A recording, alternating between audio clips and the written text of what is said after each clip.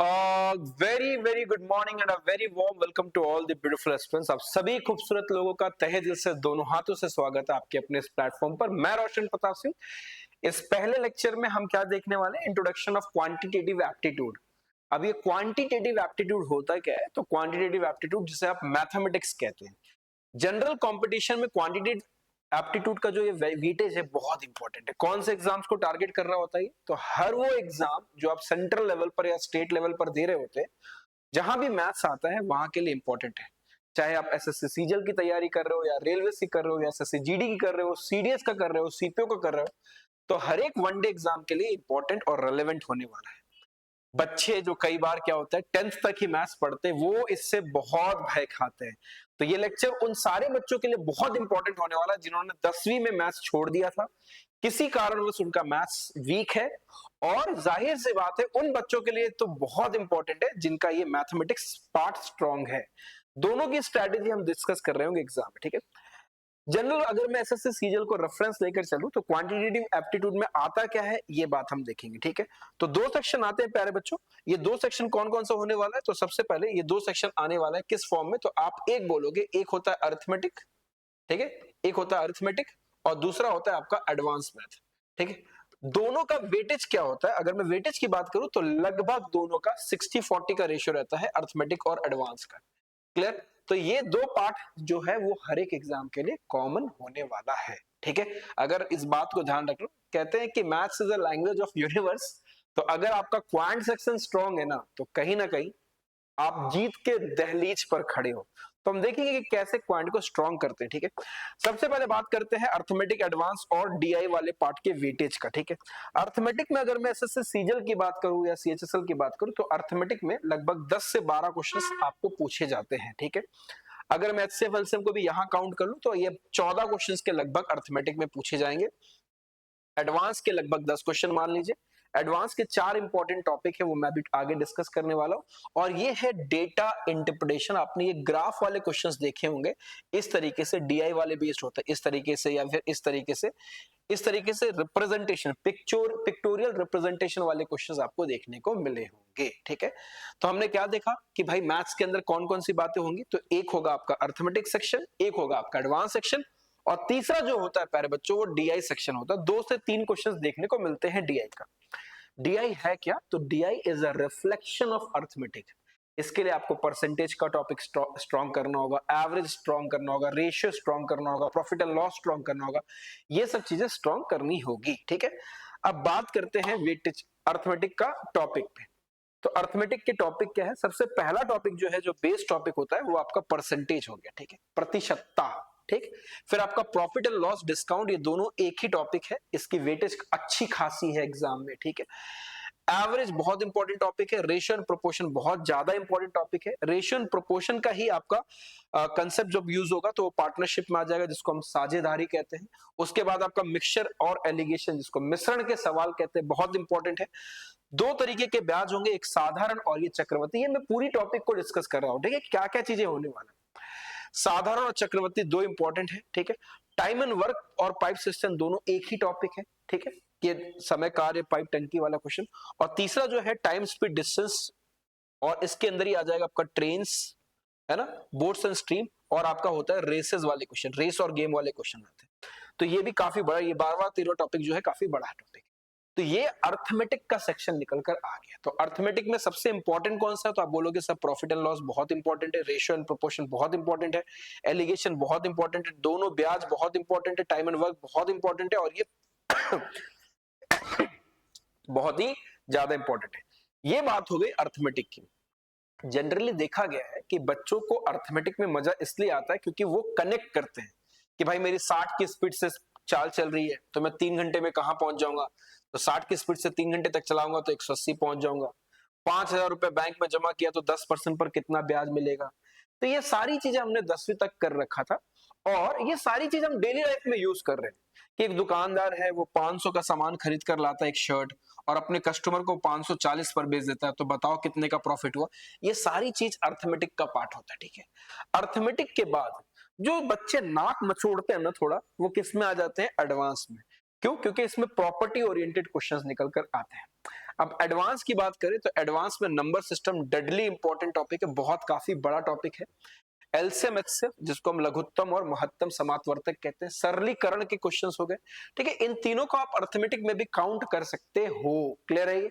But है ये generally advance का पार्ट। ठीक, अब बात करें अलजेब्रा, बहुत इंपॉर्टेंट। ट्रिग्नोमेट्री और हाइट एंड डिस्टेंस एक ही जैसा, बहुत बहुत इंपॉर्टेंट। ज्योमेट्री डेडली इंपॉर्टेंट, और मेंसुरेशन के 2D 3D। ठीक है, बाकी ये दोनों चीजें आपका डीआई और प्रोबेबिलिटी निकल कर आई। ये एडवांस का पार्ट नहीं है, अर्थमेटिक का ही पार्ट है ये तो। ठीक है, क्लियर है? तो ये आपका कंप्लीट टॉपिक था। मतलब अगर एक बच्चे ये 13 टॉपिक और ये 10 टॉपिक, ये 23 टॉपिक अगर कर लेता है तो उसका पूरा का पूरा मैथ्स कंप्लीट हो माना जाता है। ठीक है, उससे फिर कोई भी एग्जाम में अलग से कुछ नई चीजें नहीं पूछेगा। ठीक है, ये सारी चीजें इन 23 टॉपिक में आ गई। कितनी? 23 टॉपिक में ये सारा का सारा आपका चीजें आ गया।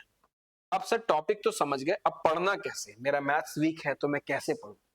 मान लो कोई टॉपिक ले लूं, सपोज मैंने, ये तो टॉपिक का इंडेक्स हो गया। एक बच्चे की कॉपी में ये सारे टॉपिक का नाम होना चाहिए क्योंकि ये इंडेक्स हो गया। अब सर पढ़े कैसे? तो कोई एक टॉपिक उठा लेते हैं, मान लो टाइम एंड वर्क उठा लिया। ठीक है, अब ध्यान रखना, टॉपिक का इंडेक्स तो हो गया, अब ये टॉपिक जो है ना इसका इंडेक्स बना लेना। हर एक बच्चों को इसके इंडेक्स बना लेना चाहिए। मतलब एक टॉपिक को तोड़ दो, इस टॉपिक के अंदर इंपॉर्टेंट टाइप्स क्या है, वैरायटी क्या है। तो मान लो एक बच्चे ने इंडेक्स पहला topic time and work start किया और उसका ये इंडेक्स बना लिया 12-15। मान लो किसी टॉपिक में 15 टाइप होंगे, किसी में 8 टाइप होंगे, किसी में 20-20 टाइप होते हैं। टाइम एंड डिस्टेंस और प्रॉफिट एंड लॉस में 20-20 टाइप्स होते हैं। सारे टाइप्स का नाम लिख ले, बेसिक मस्त समझ में आ गया। लीव्स इन बिटवीन सर आहा मक्खन हो गया।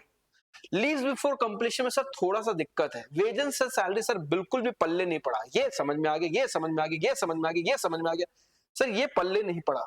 तो मेरे प्यारे बच्चों, अब आपकी तैयारी जो है वो मैंने लिमिटेड कर दी। लिमिटेड कैसे कर दी? तो अब आपको घर पर इनको नहीं पढ़ना है क्योंकि ये अपने आप मॉक में प्रैक्टिस हो जाएगा। जब भी अब आप पीछे पन्ना पलटो टाइम एंड वर्क पढ़ने के लिए, तो आपको इन क्वेश्चन के 7-7 क्वेश्चन, 10-10 क्वेश्चन, 15-15 क्वेश्चन सॉल्व करने, जिससे आपके अंदर कॉन्फिडेंस आएगा। गलती मत करना, वो हर एक बच्चा जिसका मैथ्स वीक है या डेडली स्ट्रांग है, दोनों को ये वैरायटी लिखने चाहिए, है ना, ताकि उसको पता चले कि कौन सा उसका टॉपिक इंडिविजुअली स्ट्रांग है और कौन सा इंडिविजुअली वीक है। तो टॉपिक का इंडेक्स बनाकर चलेंगे, है ना। तो आपको यहां पर सबसे पहले ये इंडेक्स लिखवाया जाएगा कि भाई ठेकेदार वाले क्वेश्चंस कैसे बनते हैं। एक टॉपिक को से एक तरीके से नहीं कर सकते, ये इम्पॉसिबल है। आपने कई टीचर को सुना होगा एक ही तरीके से तो मैं सब कुछ कर देता हूं, पॉसिबल ही नहीं है, बिल्कुल भी नहीं हो, झूठ बोल रहा है वो। एक टॉपिक के अंदर कॉन्ट्रैक्टर वाले क्वेश्चन को वेजेस से कैसे कर लोगे, ठेकेदार वाले क्वेश्चन को कैसे कर लोगे इस तरीके से, लीव बिफोर कंप्लीशन से। तो टॉपिक के अंदर की वैरायटी लिख लो।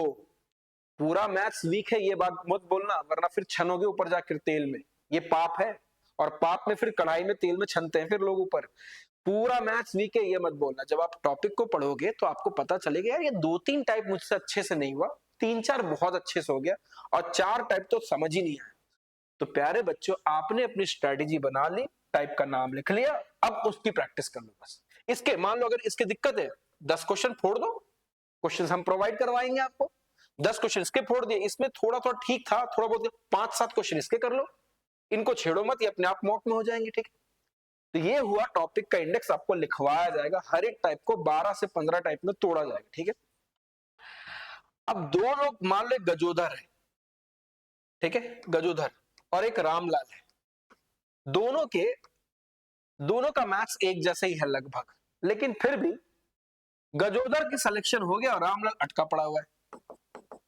गजोधर को भी हर सवाल आता है मैथ्स का, लगभग हर सवाल कर लेता है बुक से, और रामलाल भी कर लेता है। फिर भी गजोधर जीत क्यों गया? तो गजोधर इसलिए जीत गया क्योंकि गजोधर के पास 2 अस्त्र एक्स्ट्रा है, इनफैक्ट 3 अस्त्र। 3 अस्त्र क्या मतलब है? गजोधर का बेसिक क्लियर है, रामलाल का भी बेसिक क्लियर है, दोनों की बेसिक क्लियर है, फिर भी गजोधर जीत गया। क्यों? क्योंकि भाई एग्जाम हॉल में गजोधर 3 तीरों के साथ निकला है, वो आंख बंद करके धड़ धड़ धड़ मार रहा है। वो तीर कौन सा है? तो वो तीर है ऑप्शंस को एलिमिनेट करने का वाया वैदिक मैथ्स। वैदिक मैथ्स के थ्रू आप ऑप्शंस को एलिमिनेट करोगे। इस बात को ध्यान रखो, लिख लो कि अगर आप वैदिक मैथ्स के थ्रू ऑप्शंस की कैलकुलेशन को एलिमिनेट नहीं कर रहे हो तो दिक्कतें आ जाएंगी फिर। काफी दिक्कत, मैथ्स तो आता है लेकिन यार कैलकुलेशन, अब खुद बताओ, अब एग्जाम में मान लो 181 गुना 2.54 करना है, तो यार इसको गुना करने में आपको लग जाएंगे कम से कम 1 मिनट लग जाएगा, जबकि वैदिक मैथ से ये 6 से 7 सेकंड के अंदर उड़ जाएगा, कितनी भी बड़ी कैलकुलेशन हो फट से उड़ जाएगा। ठीक है, तो वैदिक मैथ्स के 3 हथियार कौन कौन सा? सबसे पहला हथियार इकाई अंक को देखना, कि ऑप्शन में इकाई अंक, जैसे इसका आंसर क्या होगा मुझे नहीं पता, लेकिन 1 जब 4 से गुना होगा ना तो 4 आएगा लास्ट में, इकाई अंक में 4 आएगा। दूसरा डिजिटल सम, अंकों के योग को देखना, ये सारी चीजें बताई जाएगी। और तीसरा 11 तक का डिविजिबिलिटी रूल, 11 का नियम, 11 तक के नियम, 10 से कैसे कटता है, 4 का नियम, 8 का नियम, 9 का नियम, 3 का, 1 से लेकर 11 तक का डिविजिबिलिटी रूल। इन 3 हथियार के साथ हम करेंगे। देखो क्वेश्चंस कैसे अप्लाई करेंगे, इस तरीके के क्वेश्चंस आपको मिलेंगे। ये सारे क्वेश्चंस हम, ये जितने भी क्वेश्चन दिख रहे हैं, बड़े बड़े क्वेश्चंस दिख रहे हैं, ये मात्र कितने सेकंड के अंदर हो जाएगा? ये मात्र 5 से 7 सेकंड। आप बोलोगे ये कैसे होगा सर 5 से 7 सेकंड? मैंने क्वेश्चन नहीं देखा, इसका डिजिट का सम कितना होगा? देखो 8 और 8 कितना, 16, और 16 का मतलब हो गया 7, ऑफ का मतलब होता है गुना। देखो 7 और 3 10, 10 का डिजिट का सम कितना होगा? तो आप बोलोगे 1, प्लस ऑफ ये कितना हो गया, 4 और 2 6, ये कितना हो गया 3, 6 गुना 3 6 3 18, 18 मतलब 9, और 9 का डिजिट सम 0 होता है, मैं बताऊंगा 9 का डिजिट सम क्या होता है, 0 होता है। तो इसका तो 0 हो गया, 6 3 18, 18 मतलब 9, 9 मतलब 0, बराबर। देखो 8 1 9 कट गया, यहां बचा 1, और ये माइनस इस तरफ आकर प्लस हो जाएगा। तो देखो 7 गुना 1 7, और ये इधर आएगा तो 7 माइनस 1 कितना, 6। आंसर वो होगा जिसका डिजिट का सम 6 होगा। ये काम तो सर ऊपर से कर सकते थे, हाँ कर सकते थे। देखो 8 8 16, 16 मतलब 7, 7 3 10 मतलब 1, तो ये 7 हो गया। 6 3 18, 18 9 का मल्टीपल, हटाओ इसको 0, 8 1 9 कट गया, बचा 1, तो आंसर 6 आएगा। 6 किसका है? देखो 6 5 11, 11 और 2 13, छी छी छी छी, 13 का तो 4 है, मैं तो ये ढूंढ ही नहीं रहा, मैं तो 6 ढूंढ रहा हूं। 8 6 14, 14 और 2 कितना, 16, 16 का डिसम तो भैया 7 है, मैं तो ढूंढ ही नहीं रहा, छी। 8 5 13, 13 और 2 15, ओ बेटे दिल ना दिया, 15 का डिसम कितना होता है, 6, तो ये आपका आंसर है। इसको सॉल्व करोगे तो ये आपका आंसर आएगा। मैं क्या मैंने सॉल्व किया ना, इतना भारी भरकम मैं 88 को 37 से गुना नहीं करने वाला एग्जाम, मैं 3 सेकंड के अंदर डिजिट सम देखूंगा, 2 सेकंड के अंदर उड़ा दूंगा, तो ये 5 से 7 सेकंड में हो जाएगा। तो हमारे यहाँ क्या किया जाएगा, तो हमारे यहाँ आपको सबसे पहले टॉपिक को तोड़ा जाएगा, टाइप्स को पढ़ाया जाएगा, उसके बाद वैदिक मैथ्स को सिखाकर ऑप्शंस को एलिमिनेट किया जाएगा। तो आपका बैच स्टार्ट होने वाला है, तो आप जल्दी से एनरोल कर सकते हैं। मिलते हैं आपसे टॉपिक के साथ, है ना? तब तक के लिए जय हिंद, जय भारत।